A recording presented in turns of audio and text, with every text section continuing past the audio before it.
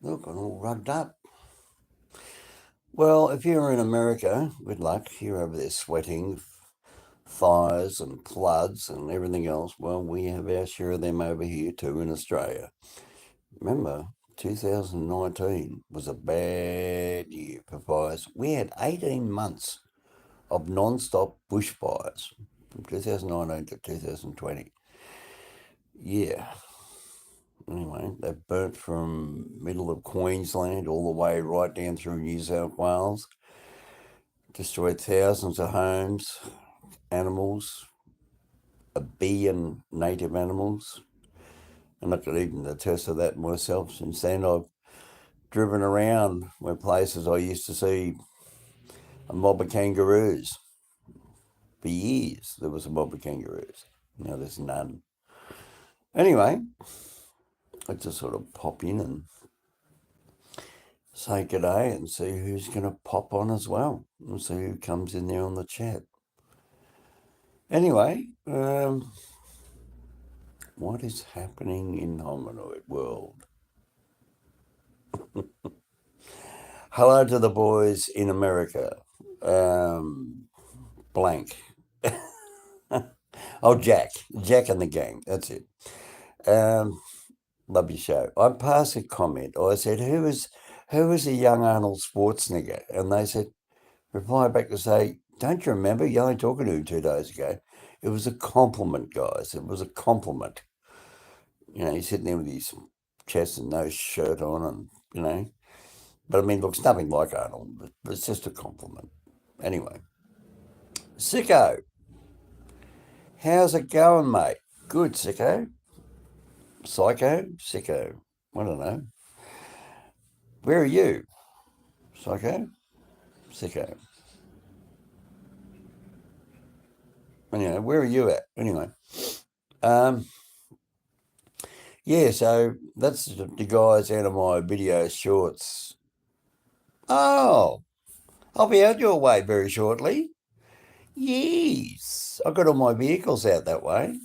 I think you might have known that. Did you know that? I've got a bunch of vehicles out at Penrith St Mary's area. Did you know that? Do you know about your vehicles? Do you know about them? Um, yeah, so, oh, you didn't. Okay. 10-ton truck. H-set Holden Kingswood 1977. 308 V8 muscle car. An old Pintara, which I'm going to sell off as to somebody wants to do them up. What else I got out there?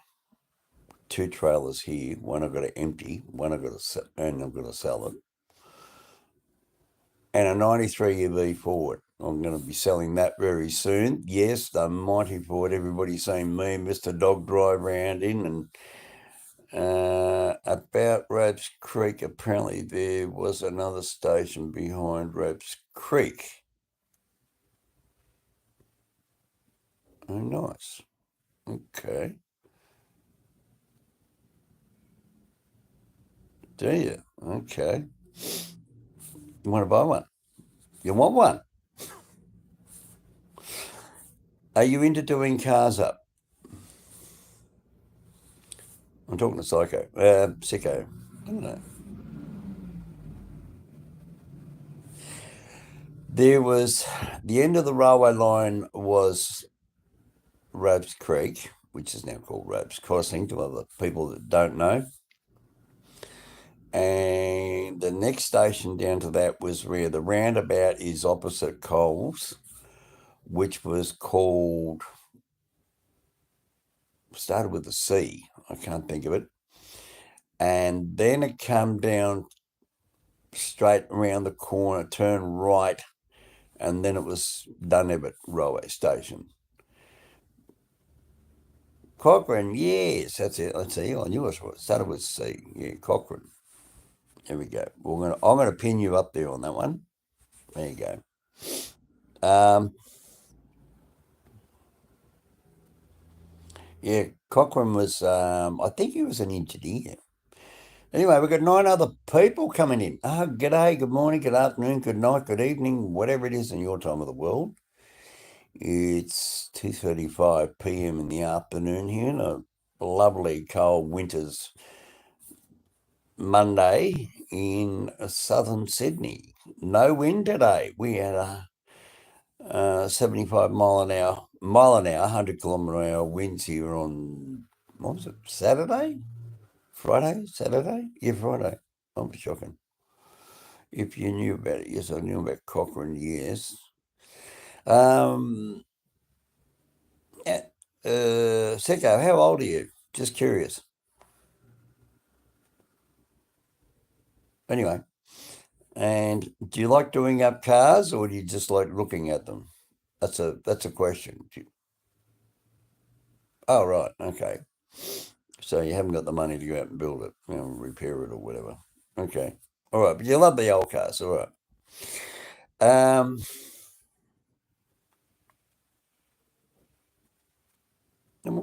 Okay. Well, send me a email to mrhominoid@gmail. You can send an email, can't you? And send me some way of letting you know. And when I'm out there, you can come out and look at the cars if you want. They're in a secure public place. There's other people around and mechanics and all that sort of thing. So yeah, it's not hid away in the back of some place. It's a bunch of people around, about 10 people, mechanics. Anyway. What? Roy Rio. Hello, Roy Rio. Yeah, so, yeah, if you want to see the old Holden, she's there, 77, 308 muscle car with the, yeah, you already told me Cochrane. Yes, Cochrane. Yeah, it's pronounced Cochrane. Yeah, I know, you already told me that. You keep topping it. I'll let you know a little secret, sicko. When I was 19, I used to pull the signal levers at Ropes Creek. Yeah, the signal levers, those big burnt things up there on the platform. I used to pull them. Why does this thing keep coming up saying Cochrane again? You got a spasmodic finger or something. What is your dream car? Tony Pace. Hello, Tony. Um, what is my dream car? Well, actually, my dream car is not actually a car. It's a bus, like I used to have. Now, I don't know if you've ever seen it. I used to live in a bus and travel around Australia. And I did that for 17 years. And cars to me are like taxis because I used to drive a taxi and I used to own a taxi. But anyway, um, I'm not looking in the chat. I'm trying to look at a picture for a second. Now I'll look back at the chat. What do we got? Oh, although we had a few dropped in. Hang on, I've got to scroll back down. Oh my God, I had a big burst of chats. I'm into cars a lot. My Commodores. I like Commodores, okay. BMWs. Rodrigo says hello. Sigo says sweet. Tony Pace. Hi, Tony Pace. HZ, not HX. Very similar model. What is your dream car? I'm about to answer that. Logan Connolly. Hi, Logan. Good to hear from you. So I go now. So, Mr. I'm going to take care. Okay, so go. Send me an email with your phone number on it. Anyway, Logan, my kind, Tony Pace, nice. Hi, and Cochrane again. I don't know why he keeps coming up with Cochrane. Anyway, so my favourite car was actually a bus. Pardon the pun. And I used to have limos. Used to have limos. So let's get on to that. I'm just getting down to it now. Still going. Nearly there. Just looking at the pictures. Give me a second. I've got to go through 500 pictures here, 5,000 pictures. There we go. Here's a picture of me in 2000. I ran on my bus. I'm standing up on top of the bus and I'm washing it. There you go. See the windows on the lower half? They're painted blue. And that back white square at the back, that's where the shower was. And instantaneous hot water, shower, kitchen, microwave, fridge, freezer, 12 volt, and a normal household fridge, freezer. 2,000 litres, 200 litres of water. Because you gotta be weight conscious when you own a bus. You gotta be conscious. Weight conscious. What's that mean? Are you going to put a toilet in a bus and then drive around everywhere with a big load of poopy and everything else and wee wee in a tank under the bottom of your bus and cart it 500,000-600,000 k's and drive up a mountain? It's costing you fuel to carry that weight, that effluence, right? So you don't have a toilet. No, what you have is a good supply of dunny paper and a good local knowledge where all your toilets are, and use your brain. Public toilets and service stations, public parks, RSL clubs, nightclubs, wherever you got to go before you go back to your bus, you make sure that you go, if you know what I mean. And that's all you simply do. You don't need to carry a toilet around, a great big tank underneath, and all this extra weight. All that costs you money in dieseline, especially $2 a litre now. You don't want to. Here he goes, boom, up the road. And limos. Here's the one I built.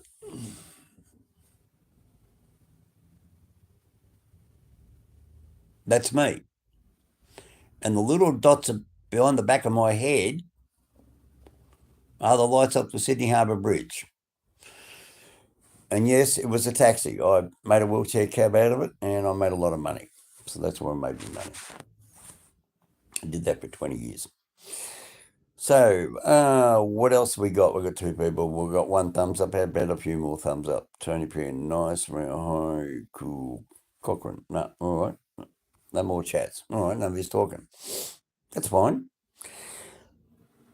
What else? Yeah, what was I going to say? Yes, that's my favourite car. Getting back to what I was going to do. So get rid of the Ford, get rid of the Holden, get rid of the Pintara, sell the big trailer, empty out the big trailer, get rid of everything here. I'm going to sell the computers, the monitors. They're all housebound.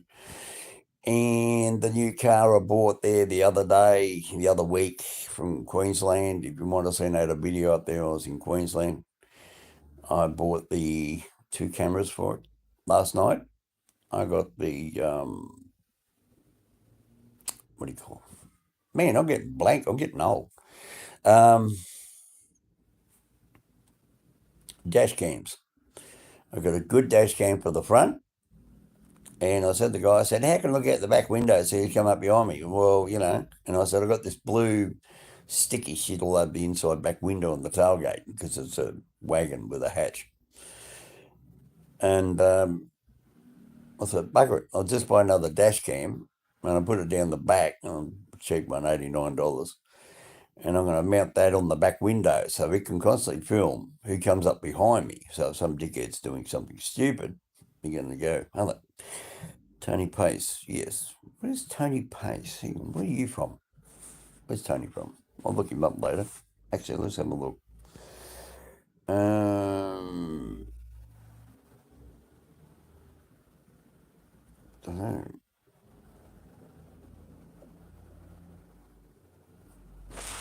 Okay. Yeah, so that's what we're doing. And then next couple of months I'll be out of here.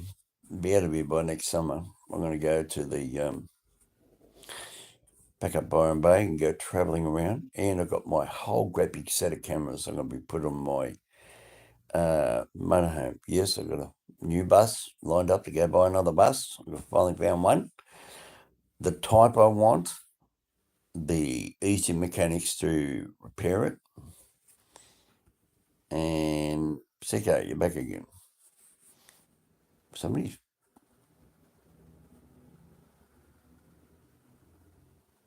Thank you, Tony. Where's Tony from? Where are you from, Tony? Anyway, you're Tony, just like we are, Sydney, Melbourne, Queensland, wherever you are. Yeah, so I'll have the four-wheel drive for the front and rear dash cams, and I'm fitting it out with the UHF radio, which I've already got. Are you in Sydney too? Cool. Are you in Sydney City or the Sydney Western Suburbs or Sydney South? I'm in Sutherland. You down this way? Or where are you? So it doesn't matter if you say suburb, mate. There's still thousands of doors and people won't find you. So that's. Some people get worried about that. They think, oh, can somebody track me off YouTube? Well, not really. Oh, north. Oh, okay. You could have said Manly. Oh, never find you there, mate. On high-rise buildings down there. Well, hello. What's the weather like? Can you see the harbour? What's the harbour like? What's the weather like? Have you got a view of the harbour bridge? Yep, doing that lately. Keep sticking my bloody tongue out. I must be getting old. We used to call that grandpa lizard syndrome. Grandpa is sitting there going, so we call him grandpa lizard. Um, I won't be to come back on that. Can you see the harbour at all? Well, what's the weather like anyway? Look out the window. What'll do? It's sunny down here, no wind, no noise, no traffic, and everybody's, I don't know, it's just quiet. There's not even birds, actually. There's no tweeping, there's no cockatoos, there's no nothing. Shopping. Yeah, so the idea is have the four-wheel drive for the little box trailer I already owned. It's got two cradles in the rear of the box trailer, and I put two batteries in down there, and it's already pre-wired up, and the wires run back up to the tow ball, join into the car, and then those batteries get charged off the alternator. Oh, there you go, but it's great up. Oh, it is great up here. Oh, good. Okay. Right, you got to go. Thanks, Tony. I hope you did subscribe because you're coming up as crown number one. So there you go. You're one of my top subscribers, apparently. You're just telling me. So I'm guessing that you did subscribe. Yeah, so then the alternator, when you start the motor, it's what they call a relay switch. And the power comes through the motor, trips the relay switch, which then connects the wire from the alternator to the batteries on the back of the trailer. And the batteries on the back of the trailer will be running a fridge and a freezer and a little tiny interior light because the back of the trailer is just a box trailer. I'm going to build four little walls up and make a little front side walls and whatever else and make that the fridge room and the generator room, inverter room, and a mattress in there if I need it. It's big enough for a single bed mattress for me to lie on. I don't sleep in cars. I'm too old. So, the back, you're 64 years old. You're not going to worry about that sort of thing. And then from there, I get the bus and then have all the stuff in the bus. And then you got to rip all the seats out. And then you got to build the shower. You got to build the hand basin. You got to build the kitchen sink. You got to fill in the gas, the big gas cooker, fit the gas tank. I've already got the gas tanks. I've already got I'll pick up a cooker. It's pretty easy. You just go and choose what type you want, and then you have to have stainless steel underneath it. So if there's any fires, like you're cooking something and oil boils over and catches fire, it burns on stainless steel. It doesn't burn on a timber top. Have a ventilation for the kitchen. Batteries set up, charge up the bus. So bus is the 24 volt, and then you make it so you run a wire from the alternator or whatever, wherever, and they go to your house batteries. And then your house batteries are set up in packs of 12 volts. So you need to go 2, 4, 6, 8, 10 batteries, however many you want, which means you have to build battery cradles, they hold all those batteries. Then you have a series switches set in, so when the motor's running, it charges at 24 volts, and then you flip the key back over and it turns all the batteries into um, parallel 12 volts, or they run as paired up as 24, because you cannot charge a 12-volt battery on a 24-volt alternator. It's going to blow the fucking shit out of it. It's going to blow the roof off it. It does it, actually. It blows up. Boom, blows the head off it. So that'll be sitting in parallel and series. So when they run in series, that means the batteries are paired up 2B2B2, and it comes 24. So we've got three people there having a bit of a look. I wonder if it's American guys going to drop in. That'd be interesting. Yeah, got anybody got a question? So I bet you're going to be back in a bus, four-wheel drive and a little box trailer. And then I'll sell out the box trailer and just have the four-wheel drive and put that on a car trailer on the tow ball, which will be fitted on the back of the bus. And that's what you do. You build it all up in stages.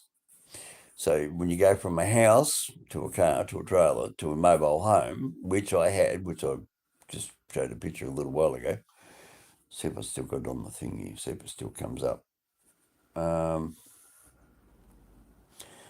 talking about a 12-metre bus, right? That size. I'm not talking about a little Hino 6-seater or 12-seater. I'm talking about that was the biggest school bus ever built in New South Wales. And I turned that as a house. Now, the motor's in the middle, not down the rear end. And if it's in the rear end, when you take it to the mechanics, it costs you $2,000 and they pull the whole motor out just to change a fan belt. So this way, the motor's in the middle. You got doors on the side. You can get access the motor anywhere. And also you can add extra fuel tanks inside where the doors fold up on both sides. And down the rear end beyond the back wheels, that's where your LPG gas tank goes for your gas to fill up your cooker. That's where I had the last one in that one. And your water tanks inside so it doesn't get hit by a rock off the road because they're plastic. So they go inside and you build a box over them and turn it into like a TV cupboard. So then you put your TV above it and all that sort of thing. You know, all these knowledge, you know, it's all there in your head. So what else is happening? Anybody else got something to say? Anybody got a question? Please type in something. I'm going to have a mouthful of coffee. You want a mouthful of coffee? What's this thing up here? Hang on, get rid of that one. Remove. There we go. It's gone. No, it's... There we go. Yeah. So we got any question about motorhoming, travelling around Australia, backpack? Oh, backpacking. That's what I was going to tell you about on Gidday. So Gidday. The German backpacker that disappeared in outback Western Australia. So she was in the south end of the Western Australia. She's about 400, 500 kilometres north east of Perth somewhere. And she decided to go and she went into two different service stations. And then she decided to go trailblazing. Now, many times on this channel, way back in my old videos, on my old live streams, I always say we end up finding dead backpackers. Don't we? How many backpackers have we lost here in Australia through stupid things? Climbing the Three Sisters without a harness, getting lost in just below the Three Sisters up there in Jamison Valley, you know, and they get lost and they think, oh, but we can see the buildings up there on top of the mountain. We know that's Katoomba or Lithgow, but they get lost because they forget once the sun goes down the other side of the mountain and there's no moon, you're gone. There's no telephone reception down there really. Well, probably would be. Oh, actually, yeah, there would be. But they get in the dead area, who's going to find them? And you get turned around because those valleys will go south, go around the corner, then you go northeast, go around the corner, then you go southeast, and then you go around another corner, then you go north, and then you turn around another corner, then you go south, and then you go southwest, and then you go west, and then you go south, and then you go northeast. You know, it's you look at a map of the Blue Mountains, and just do it on your phone. Get on Google Maps and look at Jamison Valley, and you look down on it and zoom in so far, and then you can see it looks like a picture of a brain. You know when you say the picture of a brain, it's got all the wiggles and the circles and and that's why they get lost. Well, anyway, she went out there in West Australia, and she decided that she's going to go off-roading up a trail, and then she decided, oh, I'll get off the end of the trail. I'm going to go exploring, and then she went exploring. She went over a big rock, what they call a flat rock out in the middle of the outback, and then she got stuck in these bushes and a car broke down, and that's where she broke down in West Australia, this German backpacker. And okay, so she did the worst thing she could do. She left her vehicle, right? Don't ever leave your vehicle if you get lost. It's the worst thing you can do because then people are going to go find you. Stay with the vehicle. The vehicle does not dissolve like an aspirin. The vehicle will be there even for 50 years. Stay with the vehicle. Doesn't matter if you run out of water, doesn't matter if you run out of food. You stay with the vehicle. Unless you can see, like she did, had a bit of rain and she got the water out of the puddles on the rocks. And then she walked. Are you ready for this? I found out last night how far she walked in a week or 2 weeks. She walked 70 kilometres, 50 miles. She walked 50 miles away from her car, and they're searching where the car was, trying to find her. And here she is walking, I believe she was walking east. And somehow she just happened to come out on a road, a dirt road in the middle of nowhere. And the only person coming down the road was a local cattle farmer on a quad bike. Yeah, a cattle farmer on a quad bike. And as soon as she seen her, she said, I knew exactly who she was because there's nobody else out here. And this silly girl, and she was lucky. She got found by this big woman, about 55, 60, big, wearing the dries a bone outfit and the big Australian hat. And she picks her up on the quad bike and makes contact with the police and whatever. Then they flew her back to hospital, and she was pretty good. And all she had was a few scratches and tons of mosquito bites. Luckily for her, they're the Australian bush mosquitoes, and they do not have any diseases like over there in Vietnam or whatever, right? So they're just bush mosquitoes. They're in the grass sort of ones. They're just harmless little things, but annoying. But millions of them. So then they contacted her, German friends contacted her parents over in Germany, and now anyway, it's all over for us. So want to see it? It's a German backpacker went missing. And apparently what she did, she walked so far and she found a cave, and she sat in the cave miles away from a car, and all these people, there was over 100 people searching. They had the whole majority of the Western Australian police force were there. So, hello, Mason. So she was out there in the outback in Western Australia, and she was lost for 2 weeks, and they found her. She walked 50 miles away from her car. They found her car, get this, 12 days earlier. She was walking for another 12 days, 10 days, for no reason. She would have stayed with the car. She would have been fine. But no, she had to go walking and walk 70 kilometres, 50 miles roughly, and found by the cattle farmer. What a lucky, lucky German backpacker she is. Yeah, young girl. Mason, which Mason are you? Are you the Mason in the US of A? The one I was talking to on the news, on the your YouTube with Jack? Is that Mason? Give me a comment, Mason. Waiting for you. Anyway, so she said, that German backpacker. I found backpackers in my big bus, which I probably just showed the picture. They were, oh God, how many?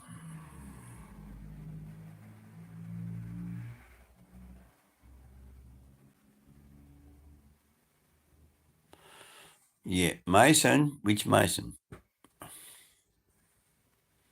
There's not one Mason in the world. Mason, you still there?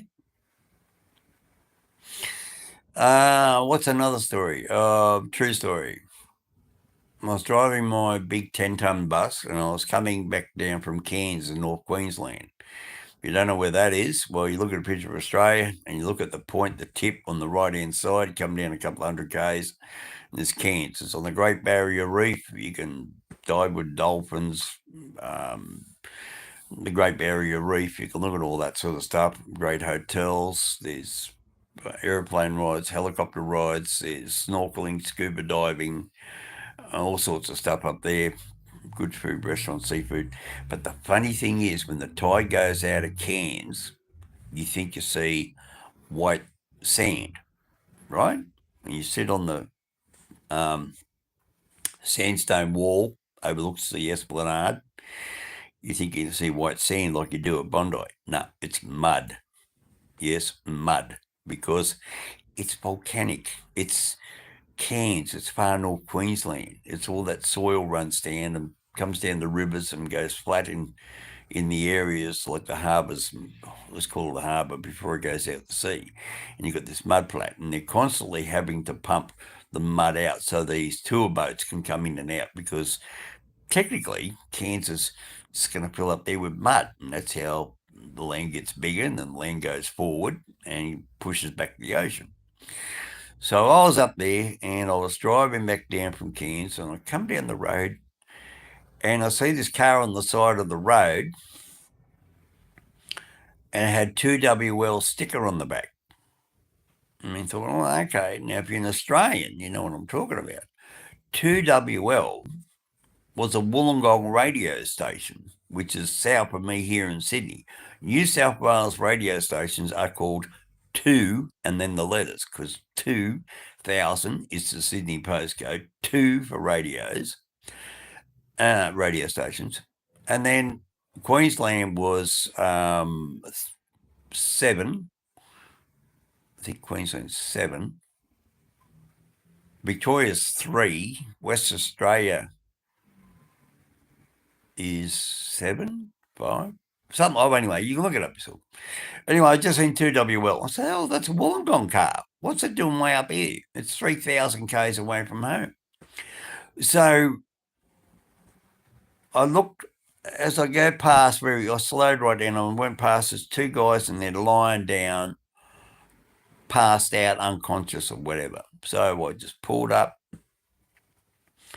By the time I stopped them around, I had to walk back about, I don't know, 3 bus lengths to go back. Well, it's a bus, you can't just cut in front of the car. You're going to smash into the back wheels. You've got to go down a little bit and then you walk all the way back. And it was 40, it was about 40 degrees Celsius, and which is, well, you can look that up yourself. I think it's about 70 something. Anyway, it's quite hot, right? Average heat in Sydney in summer is 40. So this is a Sydney summer in North Queensland in the middle of winter. So they've come from Wollongong, which is south of Sydney, which is usually 2 to 3 degrees, and they're now up there in 40-degree heat. And they drove up there, and it's turned around and cooked them. They dehydrated. They didn't climatise, whatever. So I walk up, and the windows are down. I said, hey, you awake? Hey, trying to wake him up. And end up shaking his shoulder. I didn't want to touch him, but you end up having to touch him and get him to wake up. And he said, we broke down, blah, blah, blah, like this, And I thought, shit, man, got to get you out of this car. The car was sitting out in the sun. So got the door open, said, come on, buddy, get out. Come on, get up. come on, we'll go get you a drink of water and blah, blah, blah. I mean, this is about, what, 30 years ago. So I got him up, got him out, and staggered him down the bus, put him in the bus, and turned the bloody. I had a fan in there, so I put the fan on him. And he's lying on the floor. Now the floor in my bus was rubber, so it's nice and cold, unless you put the sun on it. Well, there was no sun on it because my windows are painted, which is back in this video. You can see a picture of it's got painted windows and curtains. And then I went back up, got the other guy, carried him back down. He was where are we? Like this, all googly goo-eyed. Got him in there, put him on the floor down next to his mate, and then went back, got the car, locked it up, secured it with the keys, took the keys, brought them down, and then I just moved the bus down about, I think there was a rest area thing. They didn't quite make the rest area. So it was only a couple of, about 50 yards down the road, pulled in there. There was like some sort of rest area. So it wasn't even a rest area. It was like a cutting up the side of the road, and it was a big, huge bunch of trees. I don't even know what they were. I mean, they weren't gum trees. I know that much because gum trees don't really grow up there. Got them in there, got water into them, just a bit of water, sit and wet their lips and blah, blah, blah. And about, it was about one car every half hour was going past. Yes, the main highway out of Cairns, one car every half hour. It was that sort of that time of the year when people went travelling a lot. So we didn't have mobile phones back then.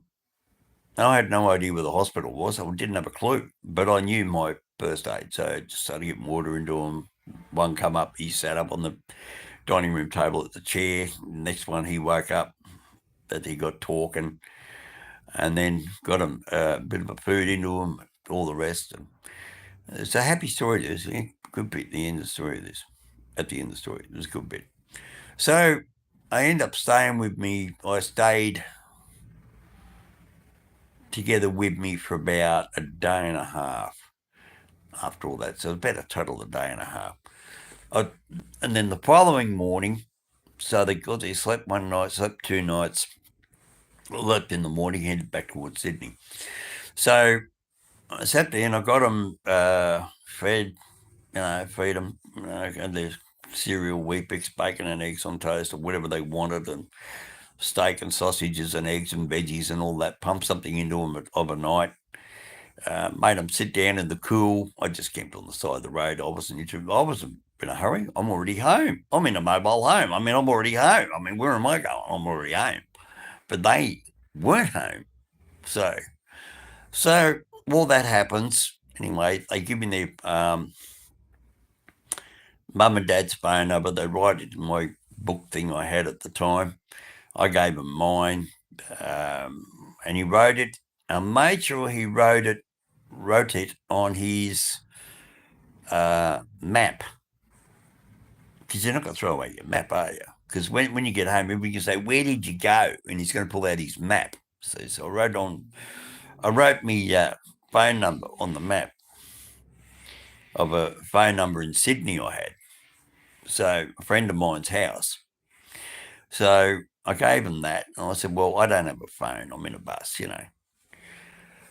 So lo and behold, I get down to Sydney about 3 months later, and it's starting to warm up. Anyway, my friend comes around, the one I gave his phone number out. No, he was fine. He said, "Oh, by the way, I've got a couple of messages here for you." I said, "Oh, yeah, who from?" He said, "Oh, the 2 boys from North Queensland." He said, "Here's the phone number, blah, blah, blah." He said, "Can you go over, there's a payphone around where I was parked, a place called Moore Park. It's sporting fields, so there's obviously a payphone." So I remember I walked over there and dialed the number, and I said, "Hello," and she says, "Hello." I said, told her my first name. I could tell you that. You can call me Homie. And the next thing you know, she says, "Oh, hang on, my son's here. He wants to say hello." I said, "Yeah, who's your son?" Anyway, he comes on. And he goes, "Hi, it's me, blah, blah, blah. You found us up at Bowen." north of Bowen, up that way. I said, oh, yeah, all right. Oh, how you going, mate? Blah, blah, blah. He goes, Mum wants to talk to you with Dad. I thought, well, that's going to be fun. This is on a house phone now. Mum and Dad can talk at the same time. But I knew what he meant. I was being funny to myself. I didn't say it. It's just Mum and Dad. I thought, that's going to be interesting. Mum and Dad on the one phone. No. But anyway, so Dad comes on and he said, oh, we want to come down and meet you and thank you for looking after his kids. And I said, righto, well, I'm in Moore Park at the moment, blah, blah, blah, in Sydney. Oh, he said, I know what that is. He said, all right, okay. So made arrangements that Sunday, the two parents of both boys, no, sorry, one pair of parents of one boy and the other boy, he showed up. Mind you, they're both 19 and 20. I mean, they weren't 16-year-olds. I mean, they had licenses. They both had a driver's license. One had P's. Actually, I think they both had P's. That's another reason why I stopped. You see the P plate, think, young, inexperienced driver. P plates, 3,000 k's away from home. And you go and look it up on a map. Wollongong, Wollongong, Wollongong. And Bowen, Bowen, Queensland. You look how far that is, and they were north of Bowen. So anyway, so they get up there, and parents come down, and I thought, well, hang on, there's four of them in the car. Where am I going to fit? So I'm thinking, well, there's going to be four of them in the car. Where am I going to fit? What am I going to do here? So when they said I'll meet up with Sunday, and I said, I will meet you at, and it was my favourite cafe, walking cafe. It was in Oxford Street, Darlinghurst. You can walk in there and you can order a steak and salad, chips, whatever you want. It was T-bones, sirloins, whatever. It was the only place in that whole area that served steak. So that's where I went. I'm sitting in there, and I just got my bit of a small order first. Me being that age, I had a good appetite. And I ate there, and next thing you know, they come walking in. The boys, oh, there he is, come in. And the dad shook my hand. He said, thank you very much for saving our sons' lives. Yes, because I didn't realise it. Did you realise it? They would have died. I didn't realise it. I just seen two guys. I got them out of the car. They were so dehydrated. If they were there another day, they would have been dead because they had no water in the car. It's like this German girl. She went walking around. She didn't have enough water. She left the water in the car. If the car had water in it, she didn't take it with her. See what I mean? You can be so easy to get killed or die. You got to be so bushwise. Anyway. So I've got two people there. They want to come in and say good day. I don't know who else is there. Yeah, so that was a good trip. So he said, thank you very much for my son's life. And his father gave me a big hug, and the mother gave me a big hug and a big kiss. And the two blokes shook my hand and gave me a hug, and they hugged me. I didn't hug them, but they hugged me, and they wanted to hug me. So, I wasn't fat. I was a skinny guy. I wasn't, like in the picture, I wasn't that fat, Actually, there is a picture. Yeah, you can see the picture of me in that time era.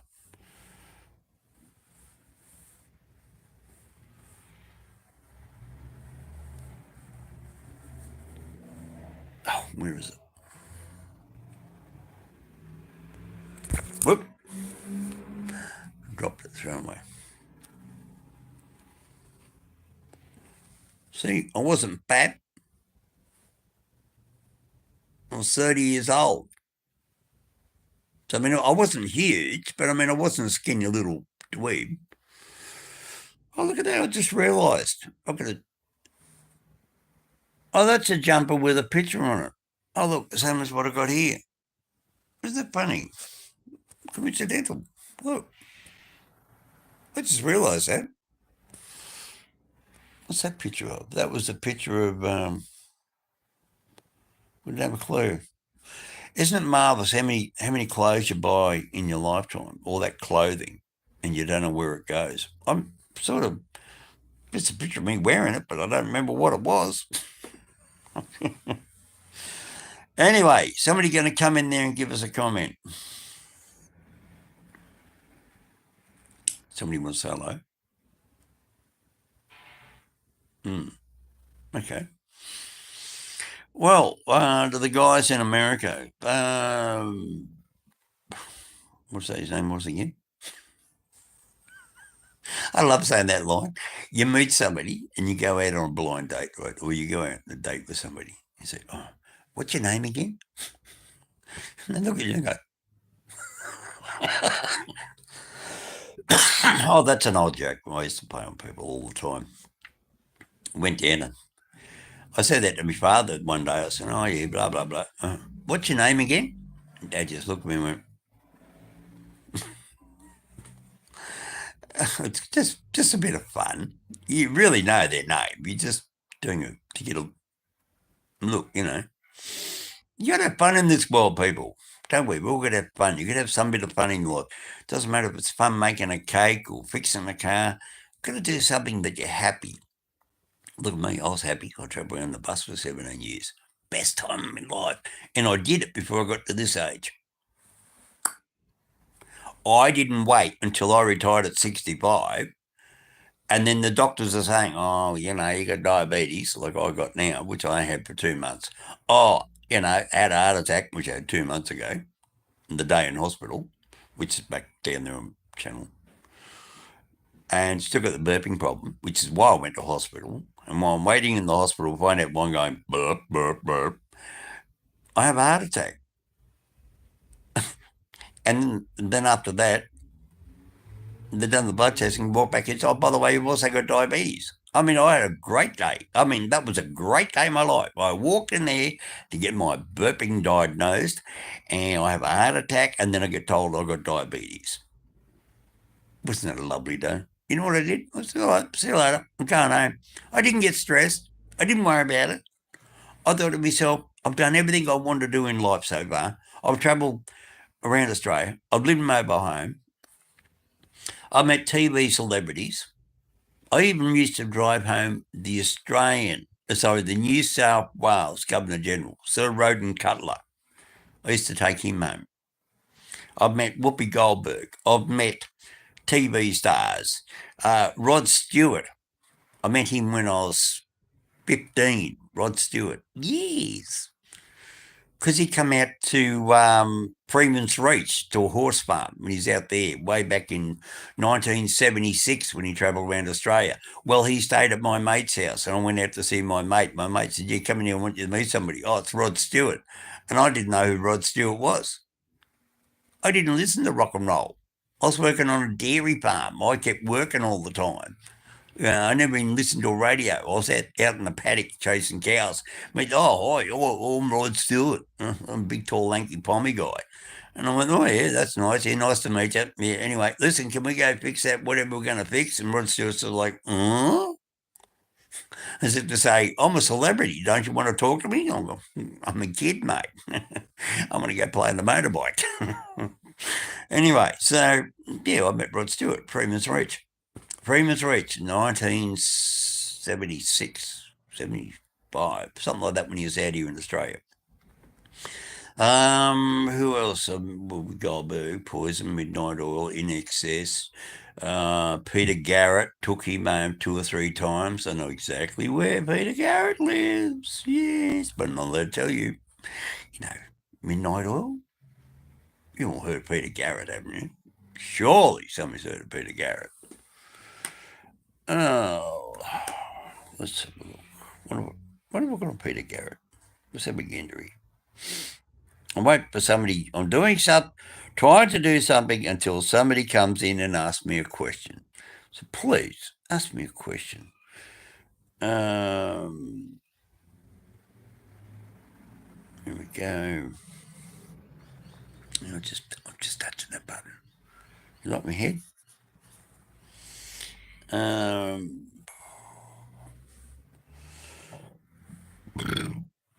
See, that's a burping. That's why I went to hospital, that burping. See, you thought I was pulling your leg. Where's the microphone bit?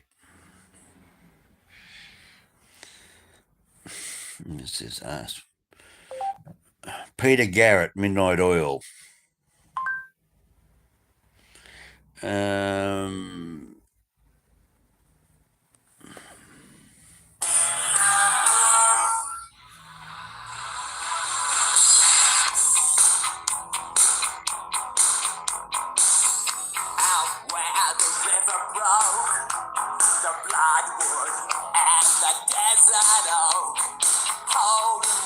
that's the countryside,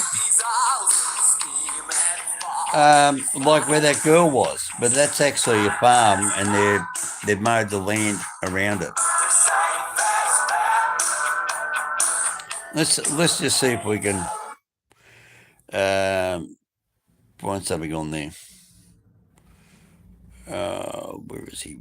Birds. Anyway, yeah, met Peter Garrett. No big deal. He's just a guy like me, like you. He doesn't have a gold tongue. You know, it's not covered in gold, and he doesn't have gold snot. And he probably shits gold bricks, but anyway. He then left the music industry. He went into the Australian Federal Labor Party under Whitlam and Keating. Anyway, yeah, that's about that. What else? Yeah, so I'll get myself another bus. I'm going to go travelling around, and the bus is going to have 8 cameras on it. Now, you listen to this one. Now, YouTube your white stuff. 8 cameras on a bus, driving down the road, hooked up, and live stream, like I'm looking at you now. And you'll be able to click on each camera on the picture, if you've got a computer, and pull up and see what I'm looking at. And if it works the way I want it to work, you're going to be able to zoom in on wherever I am. So if I'm parked down next to a stream or a river, and you say, I like that shot on that camera, and you've got your computer, you can click on it, and the thing should let you zoom in on it and pull in on the river. And that's what I intend to do. So technology should improve enough for me to be able to do that then. I got the camera system there now. I can use the mouse. I can pull it in and go like that. No worries. But let's see what happens. Anyway, nobody else going to come and have a chat. I'm going to have my cup of coffee, and my diabetes a little bit playing up today. Got a bit of a headache and a burp. You like the burp? Yeah, they still haven't told me what it is. And they never told me to come back and get tested. All they told me was, you've been here for 8 hours, time to go home. By the way, thank you very much for coming in. We haven't solved your burping problems. We diagnosed you had a heart attack while you're here. And we also told you that you got diabetes, which you didn't know about, which I acquired on my, get this, approximately on my birthday. Oh, yeah, great. I said, how do you work out for my birthday?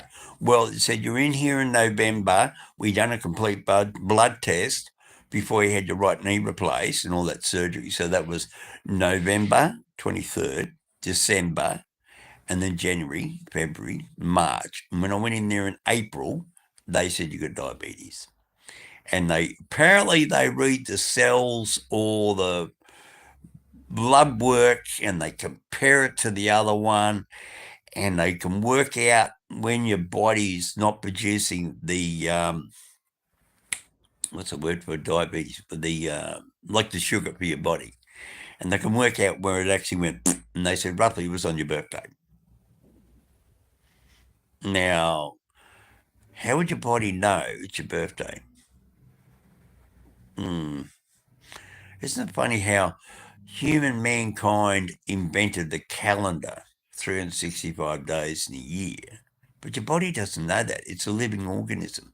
And how does it know that on your 64th birthday it's going to change from normal to diabetes? How would it know?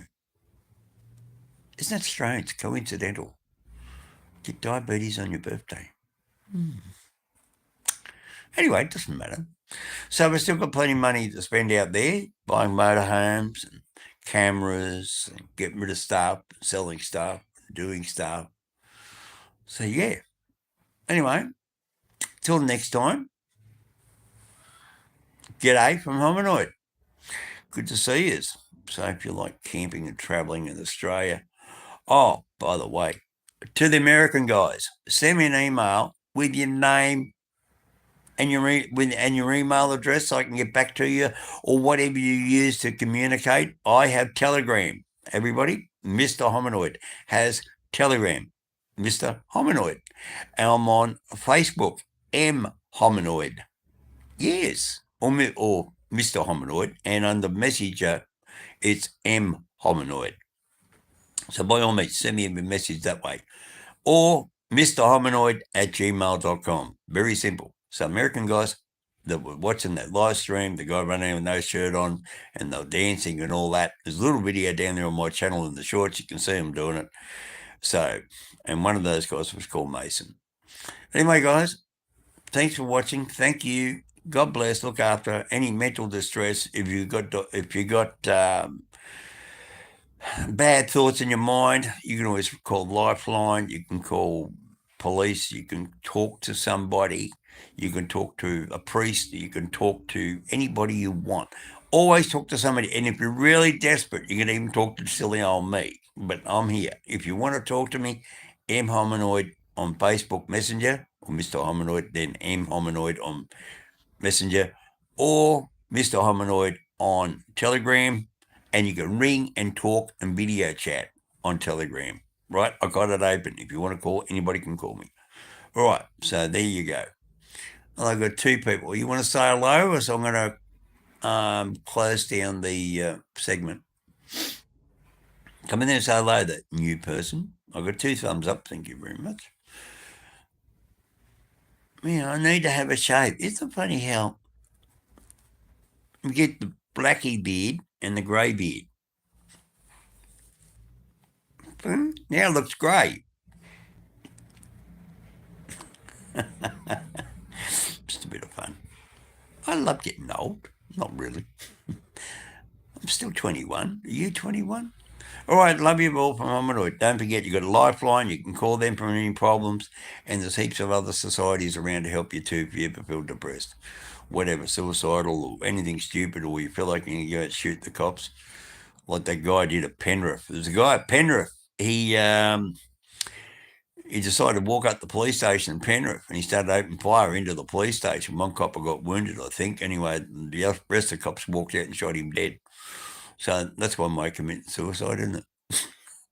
Yeah, Penrith Police Station, suicide by a cop. It was about 2 years ago. That's an interesting story. Go and look it up. I don't know what made him snap. No idea. That's why I said he was called Lifeline or somebody like that. Any questions by anybody, please? Or else I'm going to have to get going. I'm going to watch my TV show and have a snooze. Anybody around Sutherland area? I occasionally go into the Royal Hotel at Sutherland. I go down and have a steak dinner down there. Go down and ask for John. Great Chinese man with the name of John. Yes. And he's a damn good cook. My favourite down there is you guess it, surf and turf. Got to have me prawns and shrimp. Anyway, I'm not saying when I'm going to be there, but I drop in. Anyway. No, I'll wait for a message, a chat, a comment, something from anybody. Keep me here. All right. See you later from Hominoid. Bye. God bless. Look after yourself. And always smile. It's a new day tomorrow. Always remember that. It's a new day. Forget about today. Tomorrow is a new day.